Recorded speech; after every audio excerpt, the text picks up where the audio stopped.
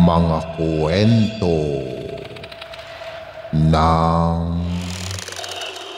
lagim.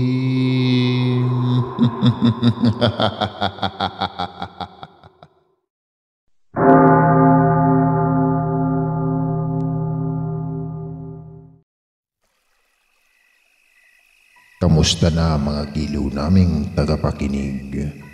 Pwede po kayong mag-comment kung nasang lugar kayo para ma-shoutout namin kayo at kung taga saan kayo.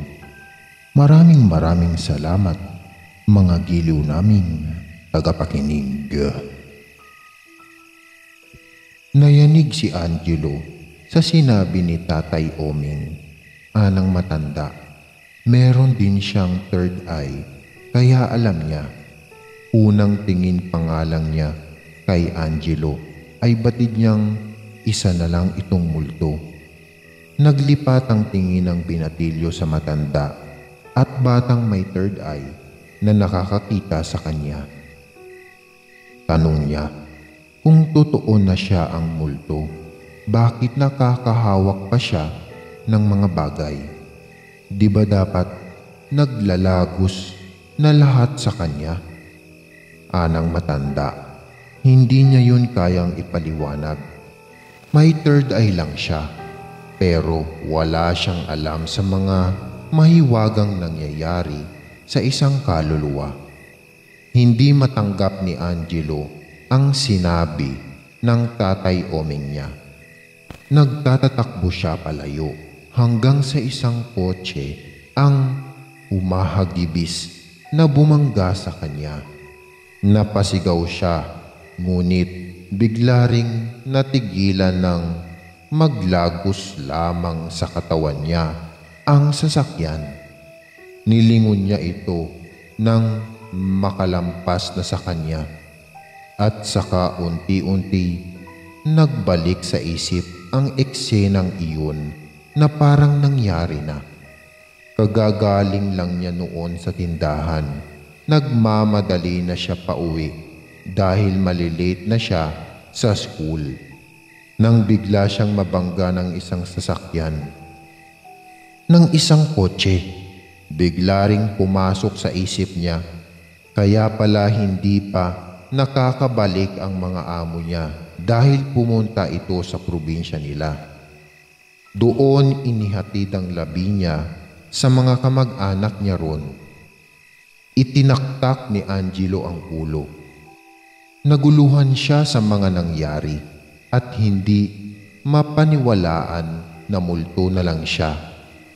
Nilapitan ni Tatay Oming si Angelo at sinabayan sa paglalakad.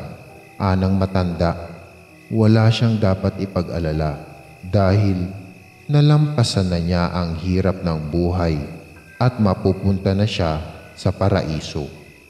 Ngunit habang nandito pa siya sa lupa ay mananatili silang mag-ama. Pinasalamatan niya ang binatilyo dahil ito lang ang tanging nagparana sa kanya na maging isang tatay at ito lang din ang itinuring niyang anak sa buong buhay niya. Natuwa naman si Angelo na kahit hindi niya nagisnan man lang ang tunay na ama, dahil kay Tatay Oming ay nagkaroon rin siya ng tatay. Yun nga lang, nakilala niya ito sa panahong isa na lang pala siyang multo. Ani ni Tatay Oming, maaring maigsi lang ang panahon na pinagsamahan nila ngayon sa lupa, ngunit naniniwala siya sa muli nilang magkakasama sa kabilang buhay at iyon ay panghabang buhay na. Habang nananatili pa ang kaluluwa ni Angelo sa lupa, ay nananatili siya sa tabi ni Tatay Oming. Pinoprotektahan niya ito sa masasamang loob na nais manggulo rito. Tinutulungan niya sa pangangalakal. Sinasamahan sa mga sandaling nalulungkot ito. Isang beses ay naabutan sila ng malakas na ulan. Wala silang masilungan, kaya't nagsayaw na lang sila at nagkantahan sa gitna ng ulan. Minsan naman ay nakaupo lang sila at nagkukwentuhan sa lilim ng isang puno. Hanggang sa dumating na nga ang araw ng kanilang paghihiwalay.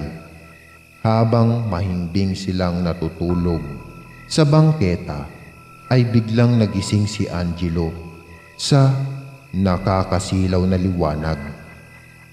Tila nakakarinig siya ng katuwang tinig na tumatawag sa kanya para lumapit doon. Batid niyang iyon na ang oras na ayaw na sana niyang dumating. Dahil ayaw niyang iwan si Tatay Oming, ngunit wala na siyang magagawa. Hinagkan niya ito sa noo at hindi na inabala pa sa pagtulog. Lingid kay Angelo, hindi na rin nagising si Tatay Oming. Kinabukasan, pagbangon nito ay isa na rin itong kaluluwa. Ngunit hindi na inabutan pa ang anak niyang multo dahil nauna na itong nakaakyat sa langit. Gayunpaman, sa pansamantalang pananatili pa ng kaluluwa niya sa lupa, ay bitbit ni Tatay Oming ang masayang alaala nila ng anak niyang multo.